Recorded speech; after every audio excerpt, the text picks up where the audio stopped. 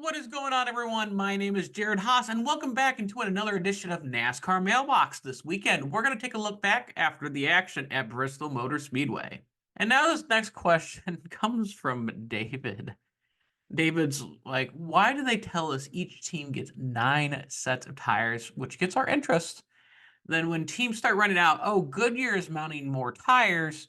Why did NASCAR tell Goodyear to bring a softer compound tire, knowing it would wear out faster? Why did they put that resin on the track? I can tell you why on all 3 counts, so they can manipulate the race to make the outcome that they wanted. NASCAR sucks, and I'm not alone in my thinking. How about all those empty seats in the stands? Used to be, you couldn't get near Bristol the spring race. Now, very loaded question, but I want to at least take it through step by step. NASCAR more or less tries to limit costs by not giving teams like 20 sets of tires, because if that was the case, relatively unlimited, even in this scenario, where every time there's a pit stop, they would put tires on. More tires equal more money, but those tires were not going to last. They needed to have that extra set. Goodyear did not calculate those tires were not going to last that long. They needed another set of tires to finish the race, and even that extra set was just barely enough to get to those 500 miles.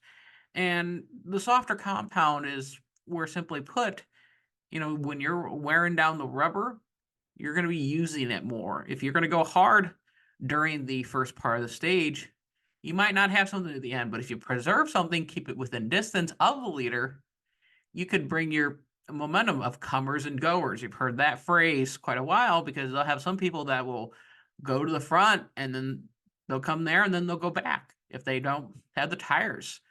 And, well, like I said, the resin, something NASCAR to try instead of the PJ1. PJ1 really hasn't provided that racing that people have been used to at Bristol. And my question to this is, what was the outcome? Were they just trying to have Denny Hamlin win? Because at the end of the day, it's the drivers that are managing these tires. And isn't NASCAR, telling Denny Hamlin to go fast or go slow during this point? It's the drivers going in that point. I would argue that these softer tires give less of a chance for manipulation of a race compared to a harder tire. But lastly, they address the attendance. Definitely not something where it's once was. Well, I think the old capacity was 160,000. Still a decent sized crowd, considering the fact that just 5 years ago in 2019, they did block off sections of 1 and 2. So a bigger crowd than it was 5 years ago. But, it takes time.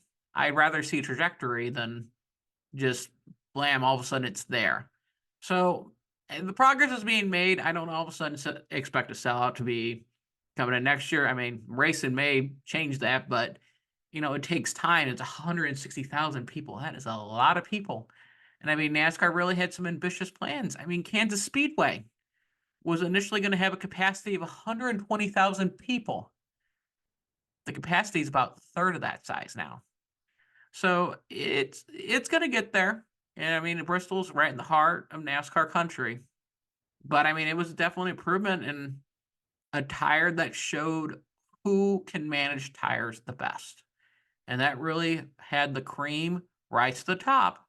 Experienced drivers like Denny Hamlin, Martin Truex Jr., and even drivers that have experience maintaining tires and equipment like Alex Bowman, who's done that in the Arkham and Art series. So the cream really did rise to the top. No race manipulation here. Thank you very much for watching. As always, make sure to like and subscribe. Really helps out the channel out. Until then, as always, make sure to have a great race weekend. This is Blaine Perkins, driver of the number 9 Raceline Wheels CR7 Motorsports Chevy. Make sure to hit that subscribe button. Also check out one of those 2 videos beside me. Visit frontstretch.com for more racing content.